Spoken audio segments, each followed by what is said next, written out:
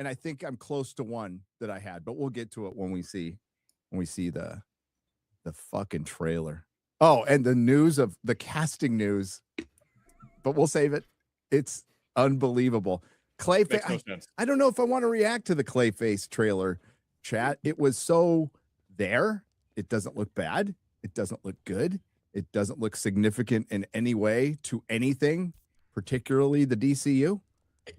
Yeah, like I think it looks fine for like a weird kind of body horror, like low budget body horror trailer, whatever. The thing is, it's the first chronological movie in the DC universe in which there is no Batman, and the vibes of the trailer feel like it fit more in Matt Reeves' The Batman universe than it does within James Gunn's goofy fucking shit. To work this out in a video, Ryan. So where does the DCU start? And it was either Creature Commandos where it technically started, but no, James Gunn said it technically started with Superman, yet canonically Clayface is going to start the DCU, although it includes what's his name from Blue Beetle. Blue Beetle so was Zolo Blue Beetle. Meridueño. So yes, he's in there. He's in Clayface. He's in. No, he's going to be in the DCU. Oh yeah, but he's already done. According to James Gunn, at least multiple. I mean, it's still John Cena, so their Peacemaker is the same as the other DC universe. Peacemaker. Wait, there's more because was it Peacemaker season 1, Garrett? Because Peacemaker season 1 is connected to the Suicide Squad, which had a character in Peacemaker season 2 having sex with James Gunn's wife. I mean, they all. But then you've got James Gunn saying because none of it exists, you can just make up your own canon and decide whatever line you want is part of the universe. Let's do that. So nothing matters. Yeah, that's lucid. I think David Ellison's going to make up his own canon when he fires James Gunn and keeps most of the cast. And since it's connected to the Suicide Squad, it's also connected to the original Suicide Squad. Yes. Yes. Which is in the other universe. Oh, and by the Charlie way, Day, I feel like Charlie Day from It's Always Sunny, where it's just like, oh, you got to put this string over here. Yes. Yeah. And by the way, Idris Elba put Henry Cavill's Superman in the hospital. Yes, at least it had to have been Henry Cavill's Superman, because we know that this Superman has never lost a fight before. So, yeah, I hope you're all paid millions of dollars. I hope you're all keeping track at home. This has been a seamless launch to a cinematic universe. One of the DC, just give up at this point, please. Please stop. Did you guys see people falling for Wong updates today? Oh, the Black Adam one. No, what? I saw that. I was crying because it's like Black Adam in Man of Tomorrow, and it's like The Rock on stage. Everybody's like, "What, really?" I'm like, no, you retard. Is Wong updates, dude. He gets everybody. Oh my god, I'm not tired. This is fun. Like with the I saw the chat say I'm tired, boss, and I understand. But with the DCU, you know, I enjoy it. I admit I enjoy it, and it's not because other people like it and I care what they think. It's because we've mentioned it a lot. It blows a hole in this bullshit narrative that Superman was a success, that Superman was some kind of cultural phenomenon, that you know, the DCU was off to the greatest launch ever, and it made $300 million in VOD. Bullshit, just absolute fucking bullshit. Everything about it was bullshit, and it was gaslit because the company was for sale. That's all. A lot of people fell for that. Super shit. Yeah. The fact that he put hashtag super shit in his own movie and now we are free to use it because he introduced it is good. Where do you want to start, Garrett? Well, you know, we could start with the Odyssey. Okay. Just get it over with. Rip the Band-Aid off. Out of the way. By the way, I just want to start this off by a lot of people like this movie. It's made a lot of money and I've changed my mind. It's actually good now. It's actually a good movie because a lot of other people think it's a good movie. So I should think it's a good movie. So it's a good movie now. It's great. Gary, never caved to peer pressure. Well, yeah, I mean, so when it came to its opening, despite whatever Twitter wants to insinuate or some people who want to frame it a certain way, look, there's a lot of political commentators or like clickbait artists who just do the algorithm on Twitter who tried to act like this was going to be like Snow White or like, you know, the Marvels or whatever. I can't speak for everybody, I guess, but I think for the most part, we said, well, look, there's a lot of problems with what they've shown us so far, but I don't think there's any way this thing's a flop. I mean, I expected somewhere in the 850, 950 million range, which if it had ended there, and who knows what can happen, Spider-Man could come out and crush it. But I do think this is on a trajectory to over $1 billion. Yes. That certainly would have been viewed as a disappointment, even if it wasn't a like total outright flop or anything. But with the holds it's having during the weekday, not just here, but internationally, and you can talk about IMAX, less people going for more tickets. Yeah, that's true. But we're still talking about like the money coming in and all that's fair for context. This second weekend is going to be big, which is something I talked about weeks and weeks and weeks in advance, where it's like, look at Christopher Nolan movies and look at how people like I said, it's going to behave more like an Avatar or the previous Nolan movies than our normal superhero fare that drops 70%, 65%, because people forego seeing in standard theaters to see the premium screens. And they're bought out. Well, a lot of places are bought out for next weekend. People are willing to go 2 weekends from now. It's going to have a decent hold. And the hold is looking like, somewhere in the realm of 34%, Odin? He's fucking gone. Of course. I've heard that some theaters are sold out for like 6 weeks. Some IMAX theaters. So that maybe they are. Got a crazy hold on IMAX. But how many IMAX theaters are there in the country? There's like 40 or something, right? There's not a lot. 70 millimeter? It would be easy to sell 70 those millimeters, like 25. But yeah, it's 70 millimeters, like 40 in the world. It's yeah, but the crazy. fake IMAX, there's tons of those. Absolutely. And they're still charging more for what is essentially a bigger screen that is not an IMAX that they're trying to sell as an IMAX. Yeah, it can watch more boring. It's better than Infinity Vision. At least that picture is better. It is better than your standard fare. But when we get into the bullshit of Infinity Vision, holy shit. Infinity Vision is literally just picking the biggest ones around you and being like, Dolby. Look, guys, we invented a new format, which is just a way for them to advertise, to try to convince people like, hey, to come out and see this because it's not an IMAX. But look, my opinion on the movie hasn't changed. I also haven't watched it again, but I don't think it will. I thought it was rather mid as a movie itself. There are things that really frustrate me with the intentions behind it, the changes they made, certainly the castings. I think it's a rather mid movie. 5 out of 10. After talking about it more, I might be willing to say maybe like closer to 4-ish, something like that. I just like that number maybe. But I think I also have to look out and realize that just because I don't like something, or just because maybe even the majority of people in our space who look at these things so intensely and are constantly on the watch for how they're changing source material for the castings, I think the general average normies go into this and thinking they came out with a pretty good cinematic experience, and it's probably going to continue a really good box office trajectory. Avatar makes a shit ton of money. Barbie made a shit ton of money. The Last Jedi made a shit ton of money. The live Captain action Marvel. first version of the Toy Story 5 Alice is in making a lot of Wonderland. money. Yeah. Oh, dude, the first Alice in Wonderland. Holy shit. That made $1 billion. That means it's a good movie. Easy. Yeah, and do people talk about it though at all? Yeah, catch us back. No, catch us not back anymore. in 2 years. Yeah, and see 5 what people years. say about it. Is anybody going to be talking about this movie? No, probably not.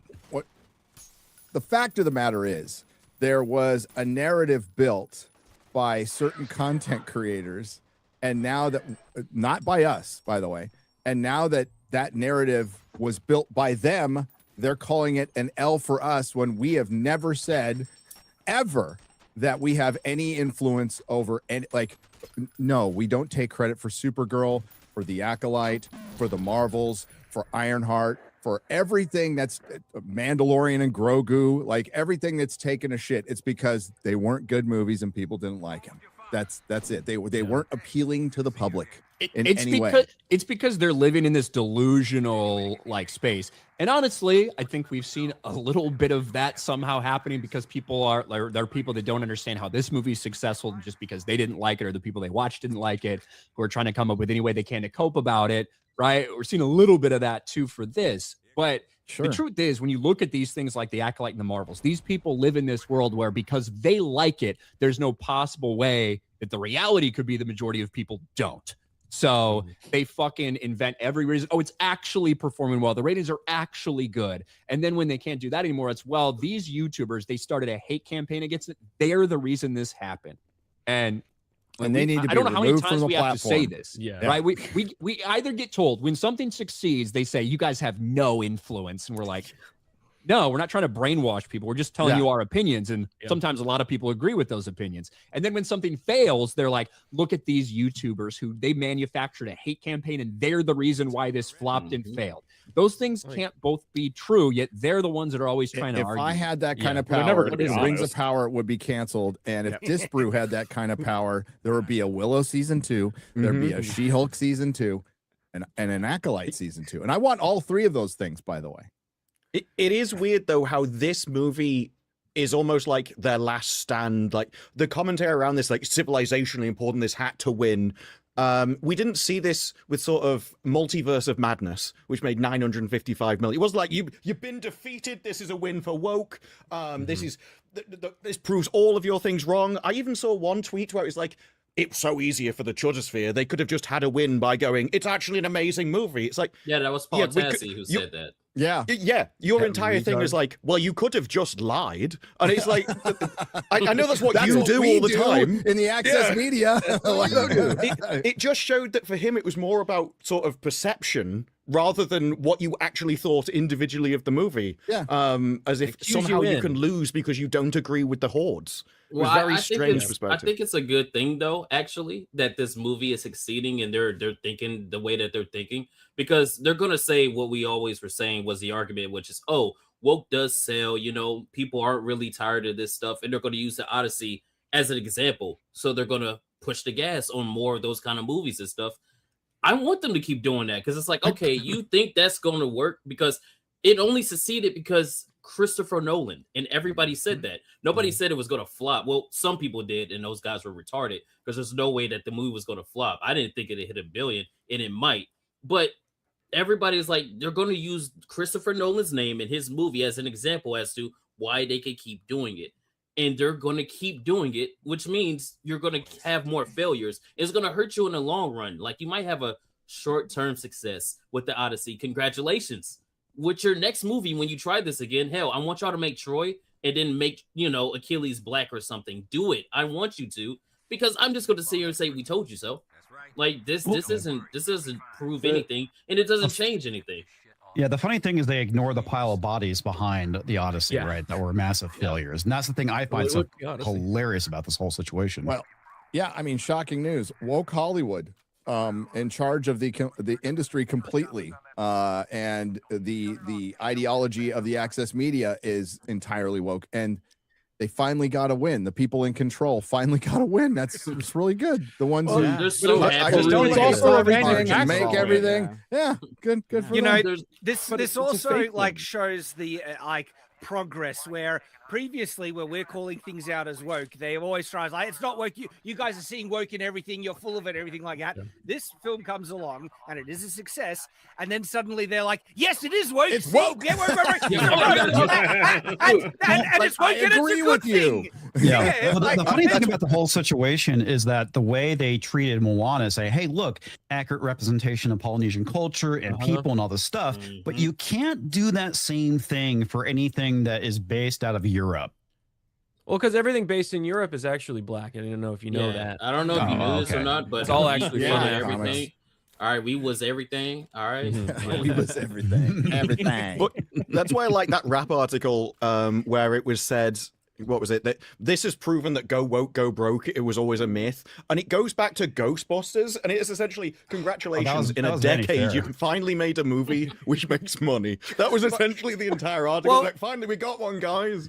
I loved that article because that's them admitting it. That like we were right to call it all out. It all was woke, and they're like, yes, it is woke, and that's a good thing. And I'm like, oh, please keep on believing that, because just like what Kato was saying, and I've been saying all throughout the week, is that if they're going to learn all the wrong lessons from the Odyssey, which it looks like they are, they're going to use it as justification for more race swaps, more injecting the message, all that stuff. And I'm like, yes, burn your house to the ground. The funny thing is they're now admitting all these movies that they were heaping praise on. They're like, oh yeah, these movies, they failed not because it was woke, they failed because it was bad. It's like, well, thanks for finally admitting it, Chud. Good job. I actually really liked for 10 years. Good job. You finally caught up.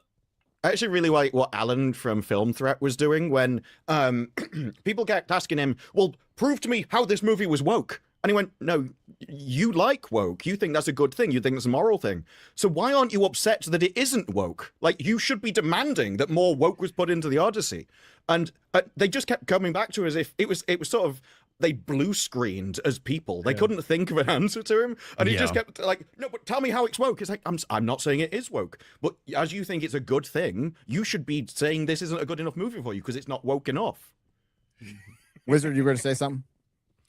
Yeah, I don't know how to feel about this one because this movie was propped up to be a $1 billion hit, to be the spectacle for Hollywood is back. They're getting that, and I don't think that's a good thing. Like we could talk about like, oh, give us all the Willows possible, but it's like, I don't think that's a good thing. No, it's not. In the culture at large. For the world, you're absolutely right. It's not good for us as people. I don't like for us. Well, we get to hang out. I think we're it's gonna have a good. good time. But what about everybody else? It's That's good what to I think. accelerate. You know what I mean? Like you keep going that way, and you're gonna have more people start to realize that maybe I don't need to watch things coming from this space right here. Or maybe I don't need to care about these movies and these TV shows and stuff like that. And it just accelerates their collapse. Because I don't want to say I'm black pilled, but I'm more like other people where I'm like, I don't give a fuck about you guys anymore because you don't care about me. So I'm black pilled on Hollywood. But think of how Hollywood many specifically black pilled. Think of how many people now, just because we are so uneducated, like not even just in America, just across the world. Think of how many people have seen this and are walking out saying, I totally understand the Odyssey now. I have it. I have a full grasp on it. I understand the whole thing. I don't need to read anything. I don't need the source material. The fact that you have Emily Wilson coming out and saying, you got it wrong. You didn't get all the details right. There's no fantasy. There is no fantasy to this fantasy. So that is actually something that Nolan said himself, is that a movie is like a cultural snapshot that is a foundation for culture in the future to build upon. So that's how he sees his own movies. Yeah, that's and why all Wizard, this I stuff kind is of brought up that important. same point last week too, because my concern is people walking away from this movie saying, "Okay, so this is what the Odyssey is about," and it's not what the Odyssey is actually about. That's why all of this is important. We've talked about it for years, and they do this, and they make fun of you for caring about the Odyssey in Greek myth. Like that's I had so many arguments this weekend. It's been fantastic. It's been very fun. But it comes down to they don't care and they make fun of you for caring. Yep. Oh, this but film they care. is They ultimately care too. They do. They care because they want to take it and subvert it. Yeah, Yes. like this film is. They care about what it absolutely- means to you. Yeah. Yeah, it's cultural vandalism, and they know it. They're happy. They love the slop and the trashing of history because it's being remade in their image, and then they try and gaslight and deflect and say it's not really happening, and then they admit it's like it is happening. It's a good thing. They know what they're doing, but this film is absolutely subversive garbage, right? Made to undermine traditional beliefs, traditional values, history, all of it. Like this is actually one of the most sadistic pieces of art ever made.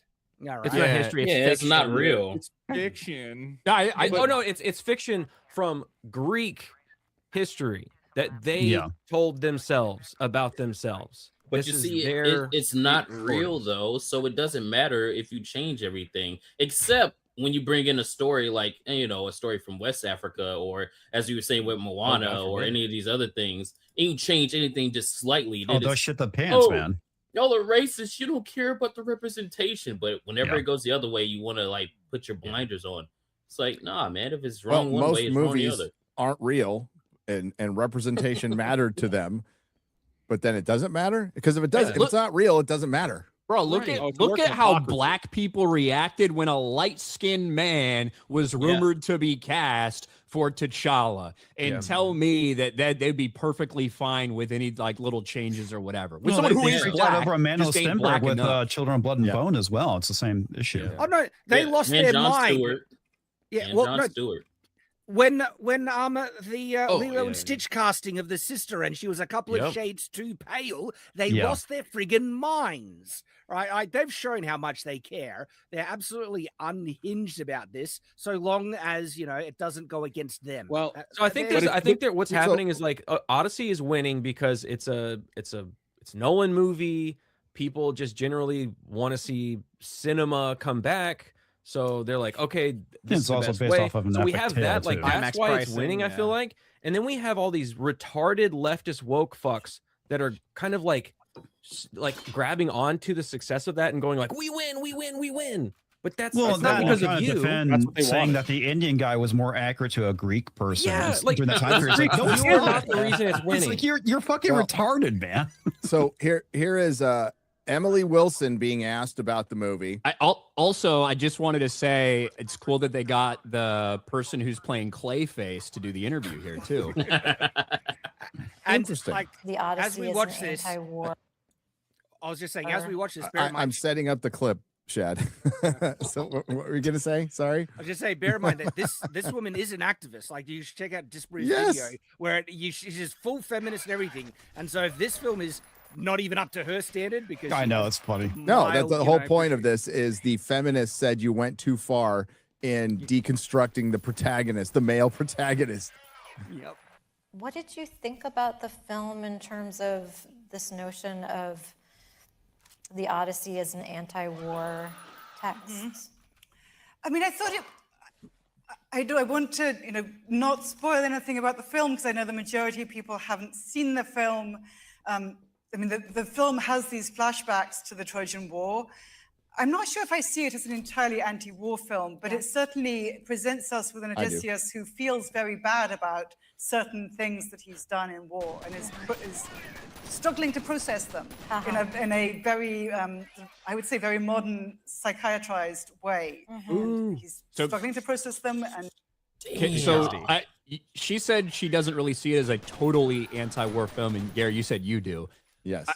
I think what she likely means is that it's hard to justify Odysseus feeling all of this guilt and all of this anguish and this PTSD and everything, yet still having the end where he slaughters 100 people, right? Like, I think that might be what she's hinting at, because those two ideas don't exactly mesh up, and it does feel a little bit weird when you start thinking about the movie from that perspective. Well, it feels Yes. weird from the beginning anyway, where it goes, oh, you feel bad about, sacking the city. You've been planning this for 10 years. You've been fighting this war for 10 years. And not only that, you're a soldier. You've done this before. You know how this goes. And I never understood this. Like when I was watching the movie, I'm like, how would he be upset that the plan that he made worked when this is what he's wanted for this long? It doesn't make any sense to me. It's like trying to make him sad just because, war bad. And it's like, In a no, warrior this is what society, they too. would want to do. Yeah, and that's another thing. In In a that time, warrior society. in that time frame, when they were doing things, that's just how shit went. Yeah. Like that's how you live life. So they would pillage, they would get the women and do all that shit. They wouldn't feel bad about it because they wouldn't see it as bad. So I know you I literally never had people understood during it. that time period in the Bronze Age where you had, I think it was the Acadians, that basically he literally murdered an entire city of people because they resisted. It's in the book. When Telemachus goes to Menelaus, he's like, well, if I knew you would have come round, I would have taken you out. We could have sacked a city, killed all the men, and taken their women. Like, this was just like a gift that he was going to give him. There was no shame. And Well, that's that was the the modern historical- lens. Well, Oh, yeah, that go ahead. was the. I was just going to say that's one of the biggest subversive elements of this, where they've forcefully injected a modern perspective on warfare and therefore atrocities, stuff like that, which is completely contradictory to the mindset of the historical soldier, right? And one of the best windows about that they had a different mindset, a different morality, were old tales like this that showed that we have progressed since then, that we do have this different understanding of killing and what is murder, and they've utterly destroyed that, intentionally so, to try and obfuscate and warp the past to push the modern perspective on, and then really modern subversive stuff. And that's what This is why it's interesting with Emily Wilson, because she wanted to change it, but in a certain way. So she wanted to look at the story through like gender roles and inequality. That's why she's like, well, why did you change the war bit? She doesn't care about the war bit. And she specifically said, I don't want to change the events of the story, just maybe look at it from a different angle and focus on a different element. Whereas Christopher Nolan altered it entirely. Yeah. He just did Oppenheimer again. I was about to say, this is Nolan's like classic thing. You get a man that's like stricken by his past.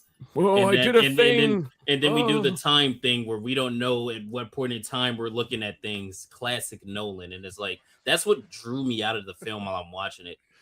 This Our is so Bronze modern. Age is coming to an end. He literally inverts Must be some kind of Odysseus's- Bronze Age. Yeah. They called it the Bronze Age during the This guy's Bronze Age. sad spawn. Oh my god. Because everyone knew that name back then. Yeah. Like Get these the beggars outta dichotomy here. of Nolan is like, I want everything to be grounded in reality, and then he'll have stupid dialogue like the Bronze Age Well, in the Well, Bronze Age. it's like when the Platoon- cavemen, call themselves cavemen because Yeah. Oh yeah, they just call it. self-aware. Yeah. They totally call it the caves, Neolithic guys. Age. I'm signing up for World War cavemen. One. I've been in the caves too long. We need to build structures. Platoon was going back and forth. Disper, you were responding to when they were talking about somebody brought up tides in the Mediterranean, and there really isn't tides in the Mediterranean, and Nolan not wanting wheels on the Trojan horse. So Yeah, 'cause that was it. a So bunch of he people drowned in like what 8 inches of water.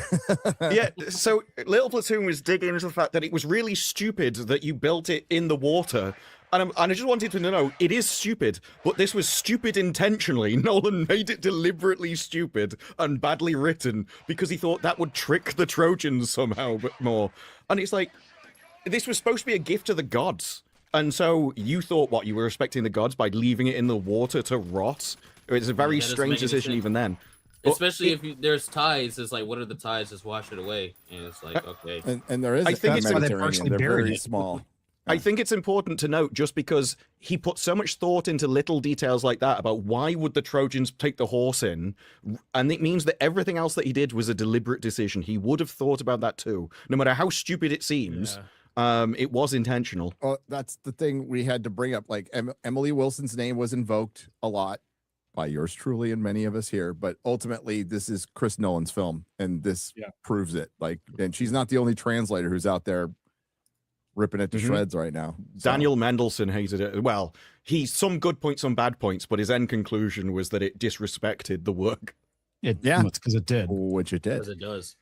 I mean, it literally inverts Odysseus's entire motivation. He doesn't want to go home. That's the opposite of what the Odyssey was.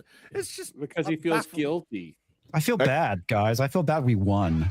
I think Mendelssohn's conclusion was that rather than adapting the Odyssey, he turned the Odyssey into him, and it was just one of his standard things and all of his standard tropes.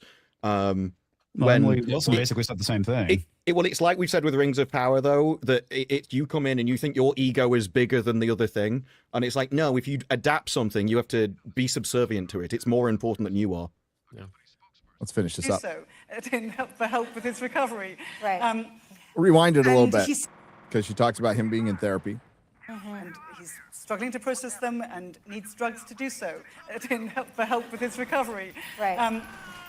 And he seems to feel bad about being a warrior, and we never actually get to see him doing much warrioring, which I thought in a way was a bit of a shame. I mean, we do get to see the bow, which is lovely, but I think in some ways, I mean, I was realizing, thinking about the film, there's a tolerance for ambiguity in the world of the Odyssey, which I don't think there exactly is in the world of Hollywood blockbuster action films. Right. And I think that's one of the big challenges for Nolan, right? Yeah. Is that he has to make the protagonist a likable all-American hero, Right. which is a real challenge if you're basing this on a poem where the hero is not necessarily motivated by romantic love or being a nice suburban parent, but actually he wants glory and he Right. wants to get spoils from the sack of a city, which is, you'll see what Nolan does with all of that, but it's different things from what Homer does. That's the problem right there, right? But that is appealing. That is No, but appealing. also, Yeah, it is. Homer's was motivated by love, but that's her reading of it. She removed the love from the story. But what she just said is exactly the problem, where she's like, you have to see it through like this, that lens instead of what it actually is. Because what she's saying is she doesn't think that, in Hollywood, they can do the, just wanting glory and riches and all that in the film for some reason because she thinks it's bad or they think it's bad. Where, no, you could have just done that and it would have been better off for it because that's what it is. They used to do that in Hollywood. Yeah, used to. God. So she did discuss, I don't know if it's in this interview or another, where she missed the gods, particularly the gods, and she discusses basically that this is a Christopher Nolan, Odysseus is a Christopher Nolan character, like you guys brought up. Yeah. So that's being brought up a lot. And I would say if you want to be known as a true auteur, then ambiguity will be something you should be really fucking good at. Like really good at, despite what the blockbuster American, what Hollywood perceives the blockbuster American audience would want, because that's clearly they have no fucking idea, right? They have no idea what they want. Oppenheimer, unlikely film to get to 900 million, but it did. And and that's because it's Nolan. But every other place they make film, they take zero chances. Again, what's bad for society? Fake Wizard, Toy Story 5, Moana. Any of these remakes, any of these slop remakes that are making $1 billion. It's like, oh, I can take my kids to. My God, why do you hate your kids? Like my parents took me to good movies. And there was a lot more good movies back then. There was a lot more good movies back then, right? But you could show them those good movies now. Yeah. Yes, at home. It's one of the safest movies of the summer for kids. But when we're getting into not just, we used to make fun of sequels back in the 80s and 90s where we go, my God, if it's getting a 3, it's getting long in the tooth. Now we're in 5, 6, 7, 8. 10. In some cases, it's like, oh shit. I mean, Marvel is like 30. What? 7? That's bad for Hollywood because 38, despite these 39. next 2 weeks that are going to be fucking great, like the next 2 or 3 weeks are going to be great for Hollywood. They got the Odyssey kicking ass. Spider-Man's going to kick ass. We'll see if Spider-Man, even when they're well-received movies, they have a huge second week drop off. Go look at No Way Home's second week drop off. Look at Homecoming's or Far From Home's second week drop off. It was huge. It's different, but it's different, right? If it makes $250 million in its domestic opening weekend, and then makes $100 million in its second, 100 is still a huge weekend, but again, it's going to be like a 65% drop or whatever that equates to. I think the Far From Home had over 70, 68, 70% drop in the second weekend. Yeah, it's pretty. It was pretty big. It is a different story when we're talking about a movie with that much hype and that much anticipation and selling out everywhere because people don't want to avoid spoilers, and then still has $100 million second weekend. It's a different element than a movie that opens to $30 million and still has a 70% drop. This is the international factor too, where it's not as. Since it's not you're as here now, Odin, we can ask you a question Yes. about the box office. So the projection, has it gone up for Spider-Man Brand New Day? Because the last one I saw worldwide was 250. So domestically, it's looking like it might even hit that. That's the thing. Like that's insane. The projections are looking really, really good. Yeah, Box Office Theory, he just updated his long-term projections on that, and I think it went up maybe like 8% or so. But still, that's like we're talking like well over $200 million just for the domestic opening weekend. Just for the domestic. We're gonna see probably one of the biggest openings since, again, probably other films in there, but the one that automatically comes to mind is Doctor Strange Multiverse of Madness, because I just remember that one was 450. So I was like, do we get there? I don't know, but we're talking like one of the biggest worldwide openings. The Doctor Strange sequel got $450 million in its first weekend. Yep. That's insane. That's the power of Spider-Man, bro. Yep. A lot of hype. So does it have the worldwide? I mean, we can just double it and say, okay, we can assume the international would be 200 million too. I think that'd be pretty safe to assume. So for Spider-Man. No Way Home opened to $600 million globally. Jesus Christ. I've never thought this one could approach that because we all knew Andrew and Toby and all these other characters. Like this is a different movie from that because it's not as much of an event movie. Yes, we know Punisher, we know Hulk, but it's not the same as bringing in Andrew Garfield and his villains and Tobey Maguire and his villains. But it's going to be a big opening. Mm-hmm. Not an IMAX for the first week or two, right?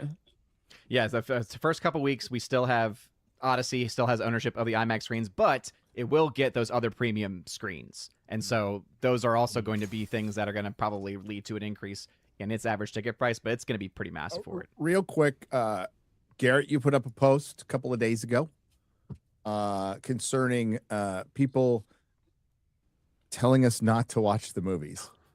So these are my favorite. This is an argument we've heard for 8 years. I talked about it last night. Went a little bit off on it. Okay, a little bit.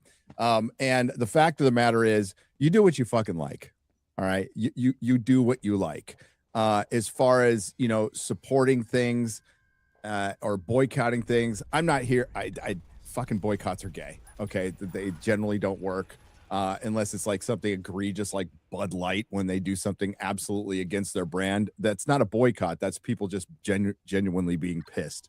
But when it comes to discussing the Odyssey, well, if you're discussing it, I would argue if you want to have an informed opinion, you fucking watch it or you don't discuss it. It's a choice, and you're free to discuss it without watching it, but you won't have an informed opinion. You won't have an informed opinion on the film. You won't have an informed opinion on why people may or may not like it. Knowledge is power, particularly to content creators. If you're going to cover this stuff and be a little fucking drive-by, as Ryan brought up earlier, the political commentators or algorithm writers, one of my pet peeves is so many people go, I didn't watch the film. Well, how in the fuck would you know? How would you know? How would you know what people... you could say, well, people think this way. Well, you're going off an internet consensus by these same people will tell you the internet's not real, which, it isn't. So, and we can be like, for those of us that did watch it, we all have different varying opinions on the same thing that we just watched. Right. You know what I mean? People's tastes are different. That's just don't know reality. how you But to your point, Gary, I am sick of that shit because you've got some of these people, oftentimes they're the same ones who are like in the political space and they're click chasing. Yep. That's why they started talking about the Odyssey in the first place. And they were some of the ones who said it was going to fail. Now they're turning around and be like, this is really blown up in these people's faces. The only way to not do it is to not talk about it at all and never cover it. It's like, really? But So what? Tell me what the difference is between, I don't know, The Acolyte being the most discussed thing by us for months, The Marvels being the most discussed thing for months, the amount of time we spent talking about Supergirl, all these things that are massive fucking failures and flops. Did we help those? Did we make those successful? Is that what we did? No, because this is not fucking 1950. The all press is good press thing is an archaic way of looking at shit. All press is good press is something that mattered back when you had one local newspaper and like 2 fucking channels on television. Gary remembers those days. I remember.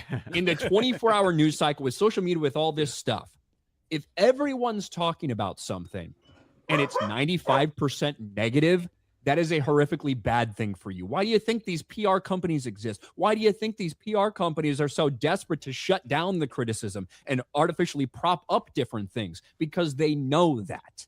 And I'm so sick of that take from absolute fucking retarded cocksucking piles of garbage.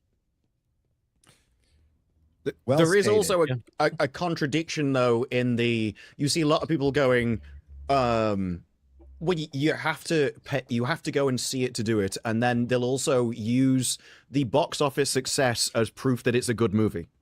And so I think that's where you get that response from, is it saying, well, you are helping them because they're going to use this argument against you. And the far better tactic is to destroy that argument in the first place, that obviously box office success has nothing to do with whether something's a good movie or not. It doesn't even mean that people liked it, because you have to see it to decide whether you like it in the first place, which is where we have franchises now. Marvel was destroyed over time.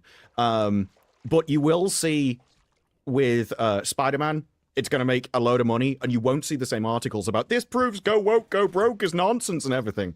And so even they pick and choose the thing. Yeah.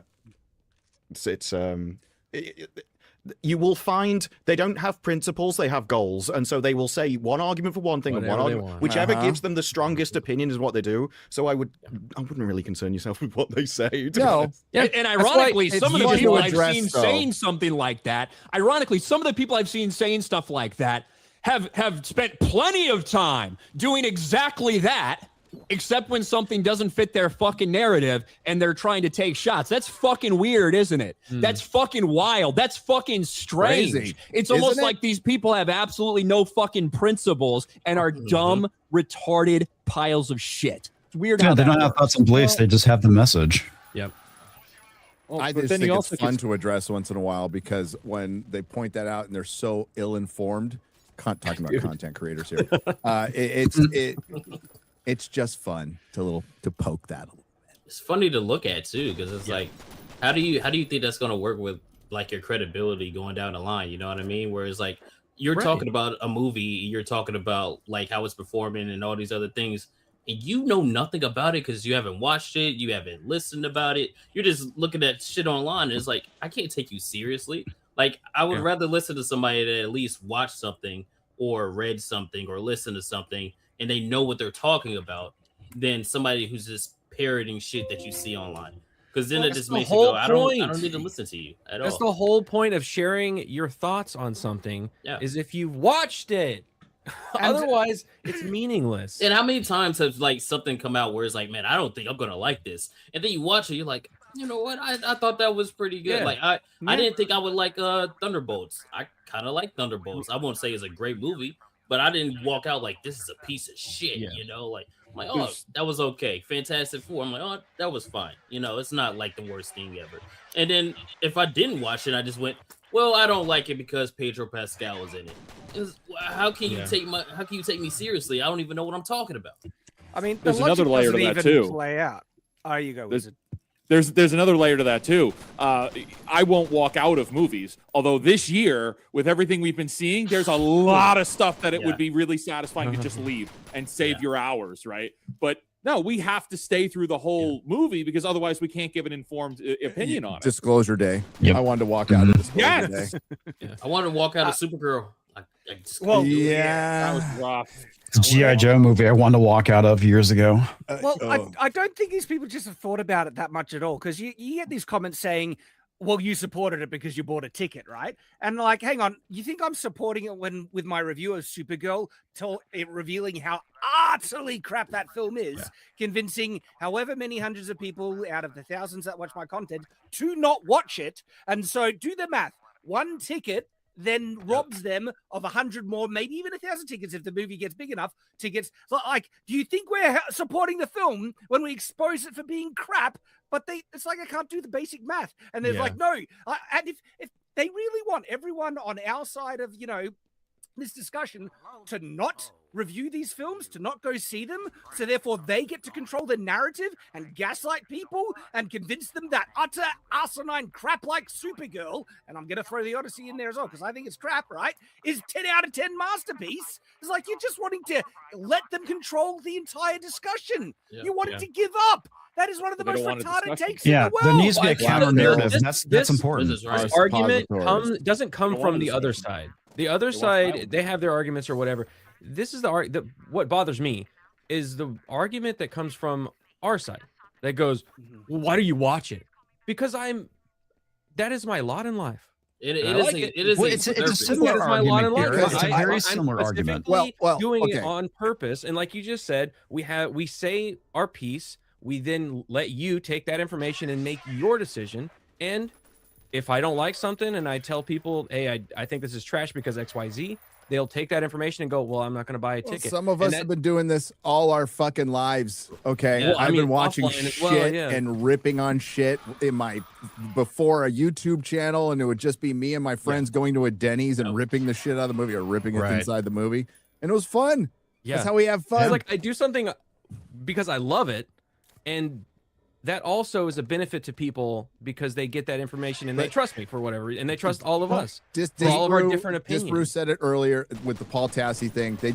Why don't you just lie? Or why don't you, just stop and go away? Yeah, that's what exactly they want us silenced, which is why they say if you have nothing nice to say about it, don't say anything. And then you have the other side saying, well, why are you supporting it? It's like, well, we're not. We're reviewing it. We're telling people what our opinion is on this piece of entertainment. And this is the 50th time this gets brought up over and over again. And then, somebody will bring it up like they're the first person who brought it up. And it's you're not.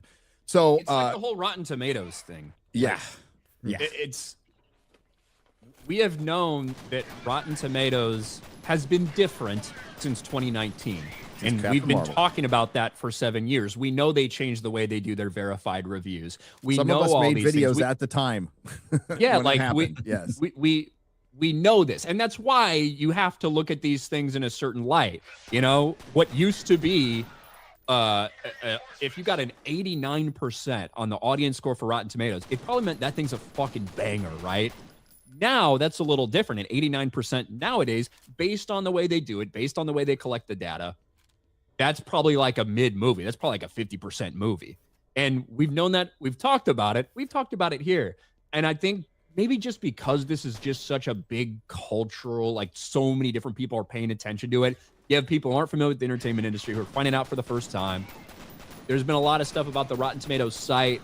I got issues with that real score as well, because you're removing thousands of scores of people who did see it. Yes, low effort reviews. Did you like it or not? Rate it really quickly. But look, when Fandango bought Rotten Tomatoes, it stopped being about a pure test for the audience, because Fandango, shocker, wants people to buy tickets through their app. And they realize that if movies are getting fucking bombed, like validly so, that's maybe not the best way to convince people to go see it. So they have been doing this. They have been curating it like this since 2019. And it's not anything new. And it's something we know about and talk about. That's why you just have to take it with a grain of salt and context when you're talking about these scores. And go to other places, Yep. There's Criticlist out there. There's Metacritic. There's IMDb, but that's still owned by Amazon, and they remove reviews. They did it for the Rings of Power.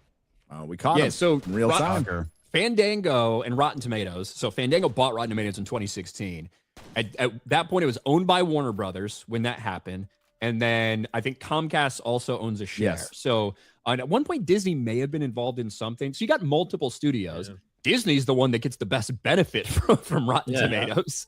They're the ones that have the biggest, the biggest discrepancy for all of these things. But it's because Fandango wants to sell tickets, period. What's the That's audience what they want to do for Supergirl? I think it was pretty high. It was like 80s, right? It was like 79, which is like a 20. Yeah. I mean, yes. And the audience score for the Marvels, I think, was 70. Yeah. Right. Yeah. Supergirl was 74. Supergirl's, so 74. TV is not. You don't have to go through the same flaming hoops to review TV. And I remember, I'll never forget this day when Doctor Who hit zero on the audience score. It crawled up to 13%, but it was at zero for a little while, and I was made sure to fucking screen cap that. Like, yes. So and yes, things get review bombed on both sides because when it's a lot easier. But we discussed it a couple of weeks ago. There are, and this is not a surprise to anybody. It's just they're not being quiet. They're not making a secret of it anymore. There are companies that hire people to upvote, to make videos that look totally viral. And they're hiring these people off Reddit, right? And they're offering them, they put like $5,000 into it. It's Discord, you know what? Reddit. From their perspective, makes a lot of sense. It does, because they have a lot riding on this. And sometimes if you get a viral video, then your $5,000 got paid for big time. Well, it also boosts the algorithm, because the algorithm is suddenly sees thousands of people posting videos about the same topic. And it's like, oh, this is a viral moment. I'll send it out to even more people. And then suddenly the next thing you know, this movie is everywhere out of nowhere. And it is just all driven by clippers. It's why you see certain streamers pop up over and over again all the time. And like, I've never clicked anything on this person, but it's because the algorithm just forces it on everyone. What was the name of that site? It was like Popcorn Flood something. Oh, Floodify. Yeah. Floodify. Floodify. Yeah. Floodify. Wow. Floodify. Even the name makes it sound nasty. On the nose. That's all it does. Yeah. That's gay, bro. But to go back to Rotten Tomatoes, I feel like the only for Rotten Tomatoes, when it matters to me, the number, right? Because when we bring it up every once in a while, Rotten Tomatoes inflates their numbers for shit that they love, right? They want Hollywood. It's a Hollywood side, so it's their field. When we see a movie that is not doing very well in their field, in their fluffed up area, that's when I think the number is important, at least to me, when I go, okay, even in your own wheelhouse, it's not doing very well. So by contrast, I think is going back to those and numbers it's why meaningless. And it's one of the reasons, again, why we don't see the same, why we haven't seen the same protections instituted for streaming things, right? Because Fandango ain't selling shit for streaming. Yep, They're they don't selling care. tickets. Right. Right? Yeah. Like that's why you don't have the same verified stuff happy yet. if you shit although on that a might be streaming coming movie. at some point. A little bit of a conflict of interest. Yeah. Yep. But I mean, you want to look All it at is. like you want to look at the differences when you remove a bunch of people who actually went and saw the movie, like for that real score. Look at Melania, right? Which that had like a 98% audience score up on Rotten Tomatoes right now. If you use the real score, that drops down to like a 23%. Right. So these things where you're taking away a lot of reviews of people that did see it, Goes regardless of both whether ways. it's low effort or not, it can fluctuate a lot of different movies. It's it interesting can. data, but it really doesn't say much. Yeah, it's like It's it's like a data interesting point to that know, Yeah. but Yeah, so like Superman, not Superman's James Gunn, not a cultural phenomenon. The Odyssey is. It just is. And but that Superman narrative was I'm very happy it's been blown apart. Right now, what's Supergirl's box office? Last time I checked, it was 121 million. 123. If they updated it after this morning, it would be 123 and like God 7. damn. So Especially now with going on VOD, it's not making much more. Forbes wrote an article like saying that Supergirl, it's going to be in my DC Supercut that's coming out tomorrow now. That Supergirl is the worst performing DC movie since Catwoman. But since I'm amongst my inflation bros here, hail inflation bros, I just want to point out that the 80-something million that Catwoman made in 2004 actually is 149 million in today's money. So it has not made as much money as That Catwoman. is hilarious. Yeah. Which is amazing. Fucking That's hilarious. Millions That is a more feat. people went to go see Catwoman. Sorry, Kata. I mean, I would rather watch Catwoman than Supergirl. So I would too. Yeah, it's hilarious. It's so Yeah. funny. It's a funny Catwoman ass also had a movie. massive budget for the time. Yeah. It did. $100 million. Jesus. Wow. Jeez. In 2004 money. Well, that might be closer to 200 million today. Wow. Sharon Stone as like a makeup executive, an evil Crazy makeup person. executive. That's fucking funny shit, man. So I need to stupid. watch it. The Yeah, basketball Inflation Bros scene. Unite. Dude, the basketball scene. Oh, The that was like basketball the scene is- Daredevil scene. I love it. It's so bad. I miss early 2000s wacky movies, man. Because they were bad and everybody knew they were bad, and they didn't try to Everything's gaslight bad you and- and call you sexist because you didn't Yeah. like it. We're allowed to call things bad back then. Did the Lanterns? Is that dropping It did. tomorrow or It did dropped. it? It's It dropped. did. It did. Yeah. It dropped. So we don't Oh, want I'm it. scared. I'm scared. Let's take a look. It's Watch it. I'm scared. Pop over here. Being a Green Lantern fan is like the most abusive relationship in all of history. For real. Being a DC fan. I was going to say just DC. Yeah, just Well, DC. exactly right. At least some get good adaptations and they have good word of mouth. Everybody thinks Green Lantern's gay. And I was like, come on. I But like he's not. Green He's Lantern. cool, man. They're so cool, bro. Well, I mean, DC thinks it. They think he's stupid. They're embarrassed by it. So, like, how can we make this cool? Let's make a True Detective on the same streaming service that has True Detective that you can just go watch True Detective. It didn't even have the common sense to at least put it in fucking space. Like at least mean, do no. space. Like two sad guys I in the know, desert. right? Like if this was a big sci-fi, with all the bells and whistles and space stations Yeah. and then space Yeah. cops and everything, like that would be freaking awesome. Dude, That'd I be was awesome. excited. This is the one thing I was looking forward to until I found out who was writing it. But when I heard the pitch of they were calling it Green Lantern Corps at the time, Yeah. and it's going to be an HBO show. I'm all, let's go. Yeah. Not now.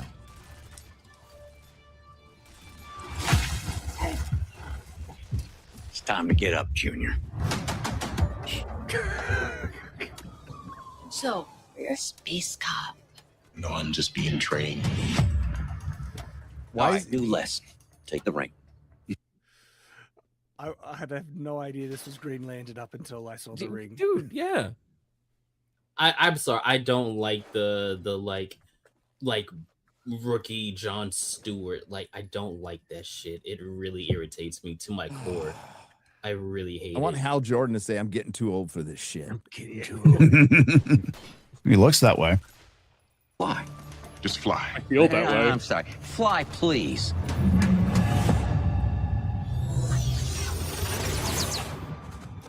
What's that?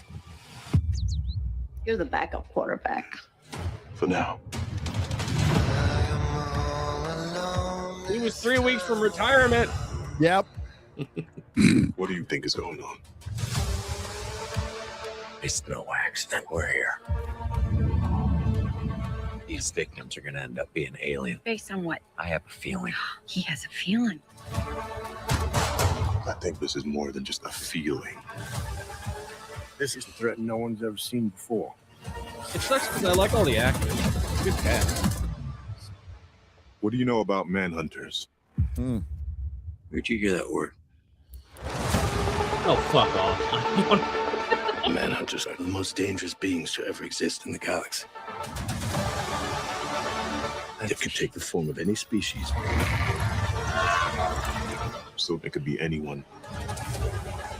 He's going to send an army to put you down.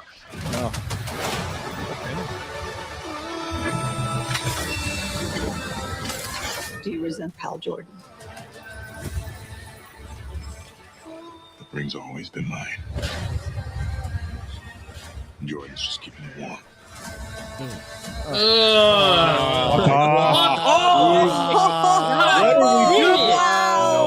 Dude, okay. Literally, I was thinking, okay, I mean, this is I'm not like, please isn't too don't. bad. When's the other shoe gonna drop? No, Yeah, just got it. much. Just got it. In the previous trailers, there was even more of that. He's like, I'm going to be the best Green Lantern in the world. This makes the leak that he dies in the first episode worse, because now he's going to be walking around for the rest of the series talking about how much better he was than the dead guy. It's going to really put it in a different perspective. That is not Jon Stewart. It is just not. It is so aggravating. Like, that's like the classic thing that everyone hates. Like, oh, we have this thing that everybody likes. How about we have somebody else say how much they hate that thing? I don't. Fuck off. I'm getting so angry. Well, it only works if you hate the character that they're talking about.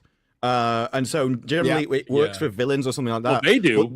Well, that's the thing. The writers hate the character, but they will write in what they hate about the character, and everyone else will probably prefer him as the best one. Tends to be the way. It never works, even if it's like something original and it's like, oh, this character doesn't like this character because of reasons, and we as the audience are supposed to not like them. 9 times out of 10, you just end up liking that character because they write them so charismatically. And it's like, oh, I like this guy. Look, Homelander. It could be that he's just very, very confident. He's a very, very confident, cocky character. Okay, sure. I don't give these people the benefit of the doubt anymore. Especially Damon Lindelof. Yeah. Yeah. Oh God. Hey, this guy's a proven track record. He wrote HBO's Watchmen, the show that was so popular it was renewed for a second season and then canceled. Can't wait to see which one of these characters put baby oil all over themselves. It's gonna be great. Sinestro. Oh shit. Yeah, that's true. I didn't know they were doing that. I didn't know that was gonna. Well, I knew that Sinestro was gonna be in it, but I didn't know that they were gonna show it in the trailer. Yeah. Look, this trailer. There's a lot of things I dislike about the way they're presenting this show, but the costume man, looks like they should have shit. been showing some of this stuff in way earlier trailers. Yeah. The Manhunters, like Sinestro, like they should have been doing this stuff earlier because. Bug, you could not have even known it was a superhero show at all, period, with some of this early stuff. He was in Banshee, by the way. He was great in Banshee. He's great. Yeah. Yeah. That show was awesome. You don't really believe he's your backup, do you, Hal? No. Let's say what he actually is. My replacement. The costume looks ass. In brightest day. In blackest night. No evil shall escape my sight. Let those who worship evil's might beware my power. Green Lantern's light.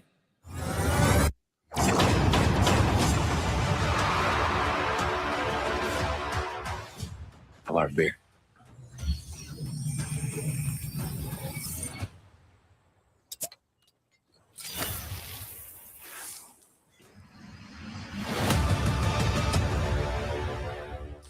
that's a shitty way to end that fucking trailer. Yeah. Jesus. That's probably like the only thing that looked like something Hal Jordan would do. Like that's finally they got one thing right, but it's like that's how you end the trailer. It shouldn't be this bad. Yeah, they ended up showing some comic booky stuff in that, but it felt like the crumbs, offered up after a crap sandwich. It's just... When I go to a Green Lantern show to watch, I should see spectacle, should see some fun comic book action. I shouldn't see old, sad people in a dusty town. Bright colors. That's another thing you think you would see in this. No. See a lot more green. They took out the color. Okay, it's just lanterns. Green. There would be some more green in there. Green would be a good choice. Green. We got some dim olive. It looked like the color of like my parents' couch in the 70s. Okay. Avocado. Itchy one? Yeah. Itchy one. God damn, dude. But like they're finally bringing in like a prominent hero, and they're gonna fucking kill him. Like the most prominent Green Lantern is Hal Jordan. Hal Jordan. Whether people like it or not. That's the most prominent Green Lantern, and they're gonna kill him.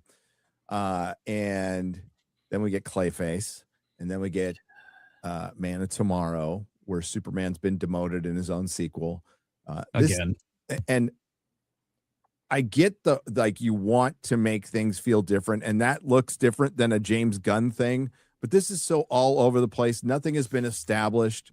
How are they going to deal with the lore? And this is Damon Lindelof. So like I will give that guy no benefit of the doubt because he wrote the single wokest fucking show that ever existed, which is Watchmen. Which I will review before this comes out. Because I think a lot of it came out a few years ago. I think a lot of people have forgotten about like how it was fucking COVID, bad wasn't it? That show. It was before. It was before before. COVID. Yep. Yeah. It was like 2018, 19, right around there. It was right before COVID. I remember it Yeah. was terrible. Yep. It was awful. So somehow it looks worse. Lanterns. Super excited. Next month, guys, and yes, we all have to watch it. Is it dropping it all at once? No. Week to week. Thank God. Thank God. Real torture. I don't necessarily want to watch the thing all in one sitting. Yeah, I really don't either. I don't want to stretch it out. Like, and then not only are they going to kill off Hal Jordan, you're going to bring in Jon Stewart and then make him unlikable. Unlikable, yeah. Like the most likable. I want to like Jon Stewart. Jon Stewart is a great awesome. character. Don't make him an asshole. That's what they do. They don't understand the characters, so they just make assholes. Well, yeah, they wouldn't be intentionally making him an asshole. To them, that's just a great. It's their power fantasy. It's like in gaming. One of the best bits in gaming is where you are just OP as all hell, and it is just you walk into a room and just dominate everything. It's what people want to see in superhero movies. But to them, this is their power fantasy. What if I walked around the world and I was an arsehole and no one punched me in the face? It is that what they go through life hoping they could do. That's how I live my life. Walk around life and walk around life, claim victimhood, tear down those in power and replace them. That's their power fantasy. Yeah. And what are we seeing with this one? And the access media is going to love this. This is going to get yeah, it's going to be the best one. Oh, it's going to be the best thing ever made. I'm telling you. It will. Oh, the DCU fans need a win in the worst possible way. Did you see Grace Randolph's tweet the other day? Dude. When is Grace coming on the show? Grace, come on our show, please. Grace. That's what I mean, where Grace slowly morphed into Gary. That was good. That was funny. Yeah, that was funny. I love how you much may she not like hates all of her James takes, Gunn. but she's honest. Was it all the meme of DC fans like on the internet and DC fans in the theater? Yeah. Is that's what you were talking about? Go find that character. It's so good. Yeah, because she made it was about the Clayface trailer, and she mentioned something that I'd seen other people point out too, the idea that he has scissors on a plane, and somebody's like there was a community note that's like, you can actually bring scissors on a plane as long as the fucking thing doesn't exist 4 inches. I didn't know that. I've never tried to bring scissors on a plane because I felt like it wouldn't get through, but whatever. But a lot of people commented on that. She commented on it, got community noted, and she lashed out a little bit. Can you